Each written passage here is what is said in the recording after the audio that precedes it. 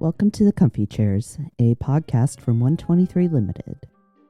Today's episode is a Comfy Chairs Hard Questions, comfyHQ installment.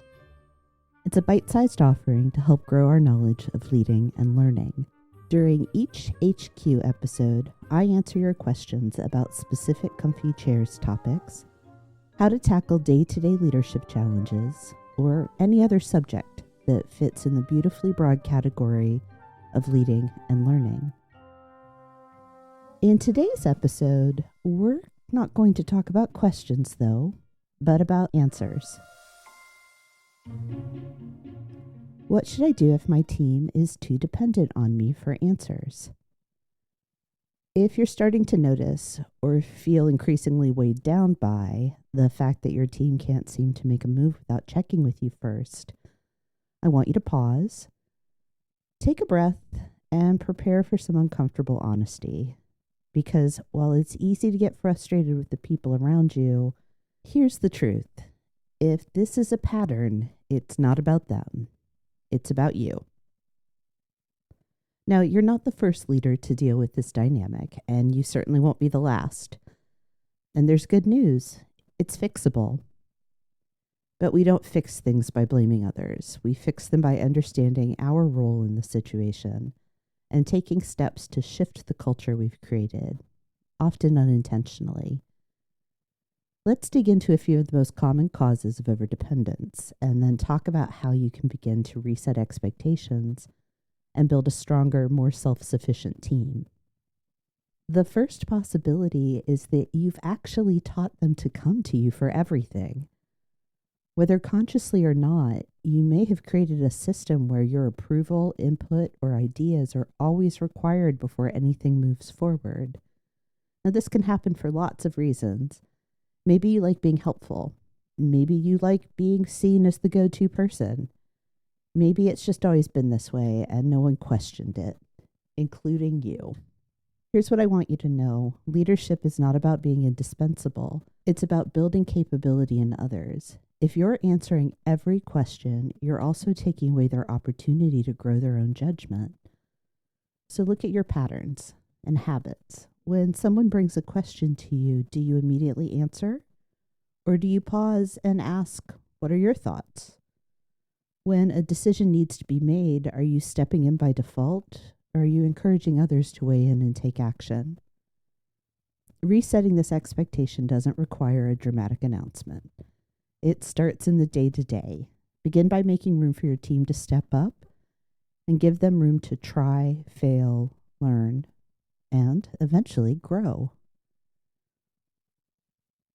The second option is that you haven't shared enough information. This one's subtle but critical. Your team may be coming to you constantly because they don't have what they need to do the job, to do it with confidence. That doesn't necessarily mean you're being secretive or withholding. It may mean that you've gotten used to having the context they don't. But without that context, they can't make decisions without feeling like they're flying blind. Imagine asking someone to write a report, but they don't know who the audience is or what the objective is. Of course they'll need to ask questions. Of course they'll feel unsure. So the fix here is transparency. Clarity over control. Ask yourself, well, what decisions are people asking me about most often? What information do I have that they might not? And where could I be more consistent in sharing context, goals, or reasoning? Don't wait for people to ask you for details. Build a habit of sharing up front. And just as important, let them know that you trust them to take that information and make smart choices. The last possibility I want to discuss is that you've put people in roles they aren't prepared for. It's a tough one. Sometimes people depend on you too much because they actually can't do the job without you. At least not yet. This might mean they're new. It might mean they haven't received the right training. It might mean that the expectations of the role have changed and you haven't fully addressed the gap. Regardless, this isn't a matter of laziness or incompetence.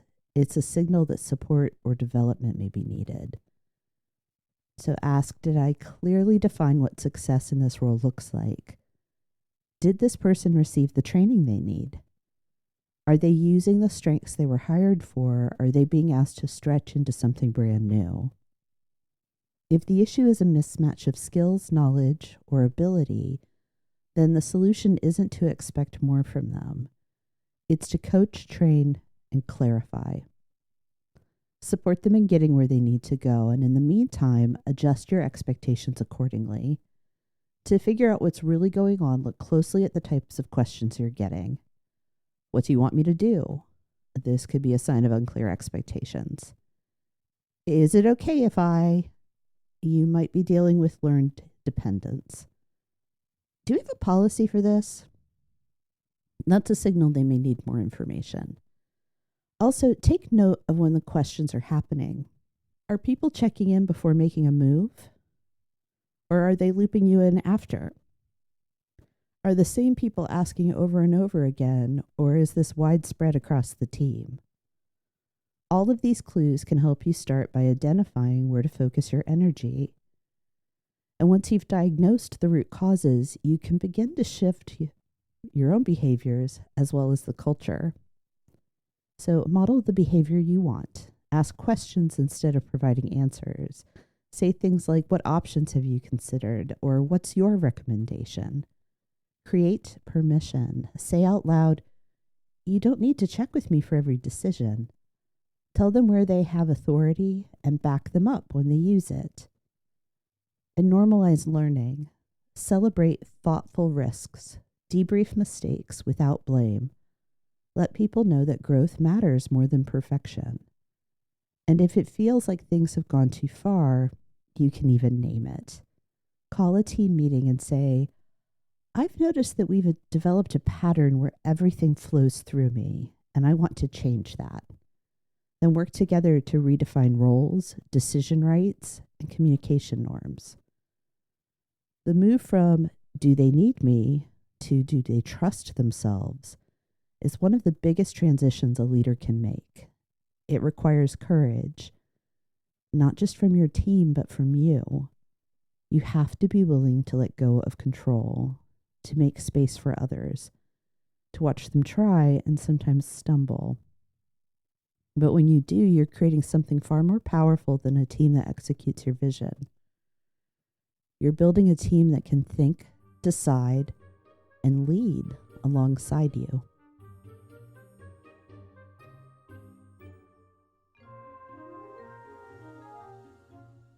How do I lead when I don't have all the answers? I love having these two questions together today because, of course, your team will and should look to you for answers. And the fact is, there will be plenty of times when you come up empty-handed. Because leading contains a paradox. We want to create teams who don't rely on us for every decision. And yet, we also want to show up as steady, informed, and ready. The pressure to know everything can be enormous. But here's the truth. You are allowed to not know. In fact, I'm personally of the opinion that it's awesome when leaders say, I don't know, if they are prepared to take action and change their lack of knowledge. Not knowing can be a powerful, transformative leadership moment if you meet it with humility, curiosity, and the willingness to act. Let's look at some of the situations where a leader might be questioning their ability to lead in the face of not knowing, and what to do if you find yourself facing the same circumstances. You could be a new leader, yesterday's expert and today's novice. This is one of the most common identity crises in leadership. You were promoted because you were good at something, maybe even the best. You had deep knowledge, a go-to reputation, and a track record of knowing your stuff. But now you're in charge, and suddenly you don't feel like the expert anymore. You're responsible for outcomes you're still learning to understand. And worst of all, people still expect you to know everything. If this is where you are, hear this. You're not failing, you're transitioning. This shift from subject matter expert to team leader takes time, and it takes grace. You're building a new kind of muscle now, less about technical answers and more about people, systems, context, and decision making. When you're in this phase, remind yourself, I don't know the answer yet, but I'm learning fast. Consider inviting your team into the process. Let them see that growth doesn't stop when you become the leader. In fact, it begins again. Sometimes we find ourselves in the case of not having the answers because we have a new member of the team who is bringing unique experience and perspective, along with novel and challenging questions. This is awesome. It means you've hired well. You've brought in someone who will raise the bar, ask new questions, and make the whole team smarter. Let me be clear, this is not a threat. It is a gift. And yes, it can feel uncomfortable when you feel like you're no longer the sharpest tack in the box. Here's what strong leaders do in this moment. Instead of defending your knowledge or the team, or downplaying this new person's expertise, you can say, that's a great point. I haven't thought of it that way. What else do you see? You're not just making space, you're modeling what it looks like to honor others' expertise. You're showing your team that leadership doesn't mean having the best answer. It means creating the best environment for great answers to emerge. You could be in a situation where something has changed and the answers no longer exist. There's been a change, big or small, and suddenly what used to be true isn't. But your team is still looking to you for direction, and you have none. This is the moment where leadership is less about answers and more about presence. Because even if you can't give your team certainty, you can offer clarity. Here's what we know. Here's what we're watching. Here's what we're doing next. And it's always okay to say, I don't know the answer yet, but I will keep you in the loop. The leadership happening here isn't in having the answer. It's in owning the responsibility to go find it, or to name the fact that no one has it yet. Remember, the pressure you feel to have all the answers often comes just from you. Your employees are usually more than forgiving as long as we're honest, consistent, and communicative. They don't need perfection. They need trust. This topic, it's about more than tactics. It's about mindset. So I want to offer you a few to try on. Truths that I come back to often. Humility creates credibility. Saying, I don't know, does not make you weaker in the eyes of your team. It makes you human. What matters is what you do next. Relationships matter more than the right answers. If your team knows that you see them, care about them, and will advocate for them, they'll walk with you through ambiguity. Trust is built in the unknown. These moments, the ones where we can't predict, promise, or perform the way we want, they are where real leadership shows up. Above all, offer psychological safety. Let your team know that not knowing is allowed, that questions are welcome, curiosity is valued, and that you're all in this together. You're not being paid to have every answer. You're being trusted to lead through uncertainty, to hold space for learning, and to take wise, thoughtful action. You're being trusted to admit when you don't know and to demonstrate what it looks like to go find out. This is the kind of leadership our workplaces need, grounded, curious, and courageous. Not flawless, not all-knowing, just real.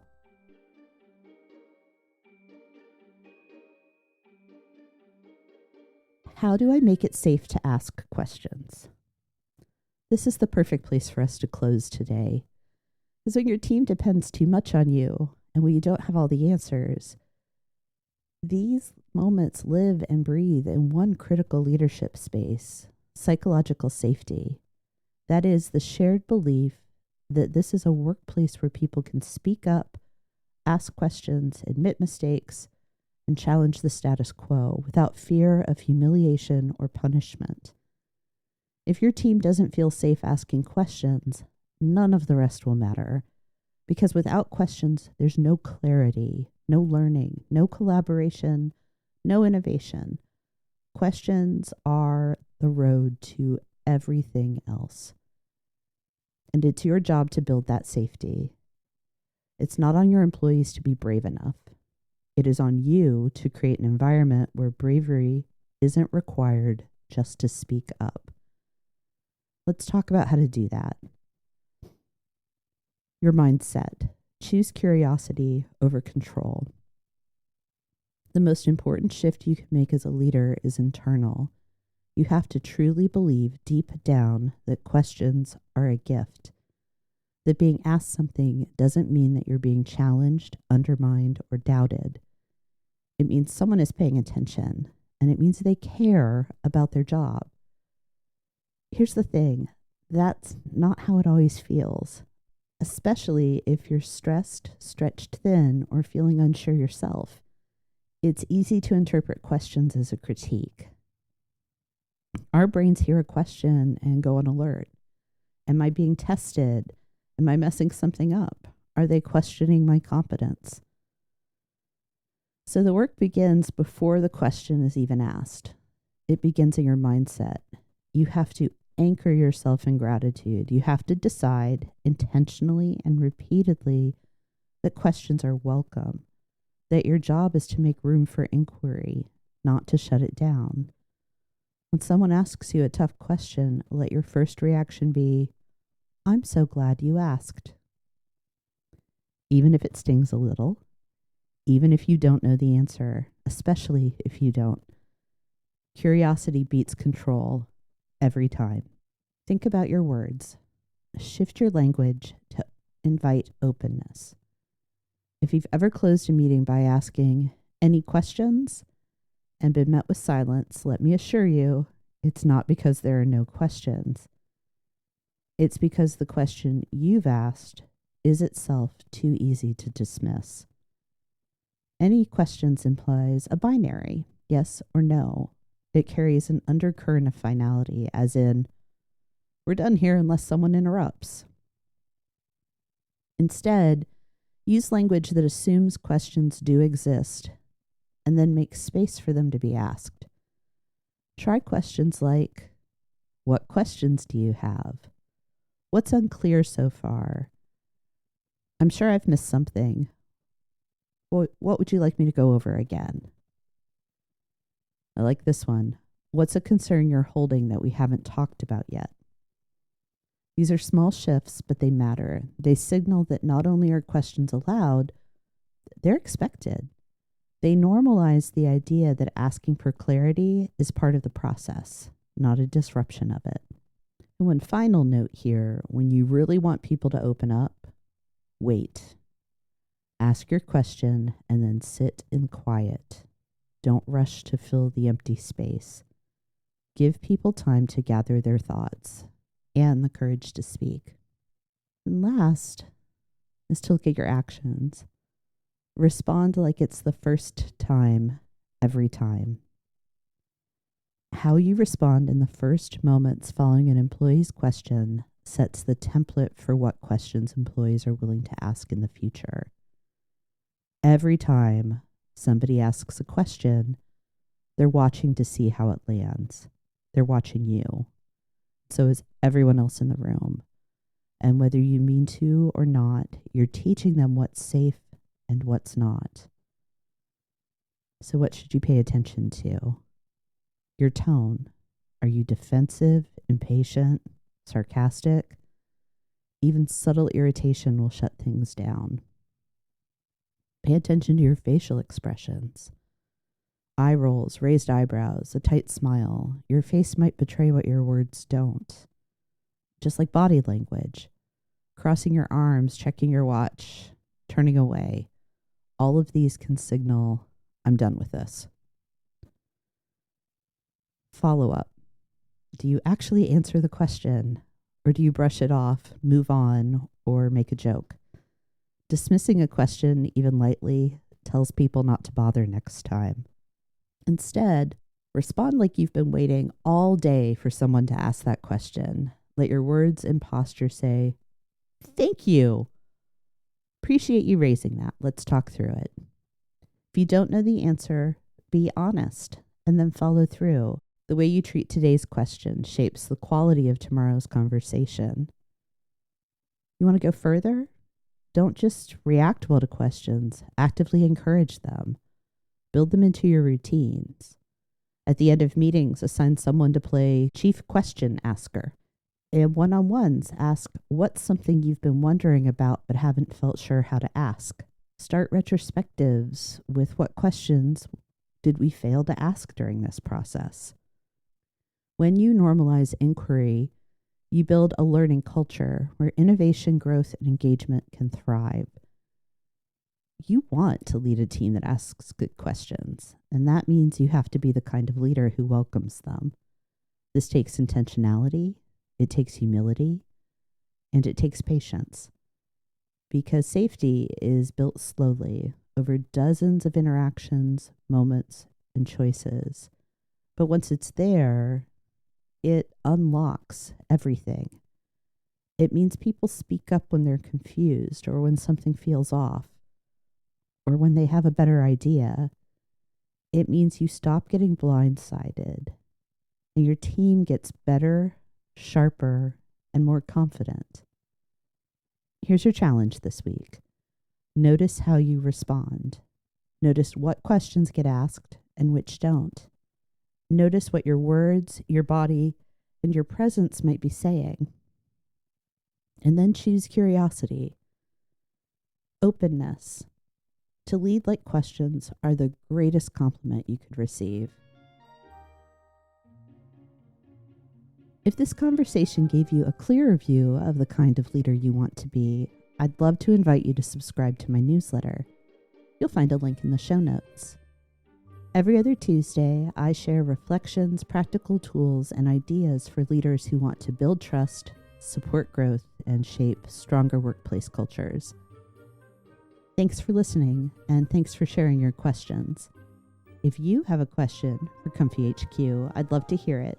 Just follow the link in the notes, and don't forget, Comfy Chair's Hard Questions drop every other week, right between our deep dive conversations on leading and learning. Next week, I'll be back in the comfy chairs with a conversation about human-centric teams with guest Rachel Anderson. See you then.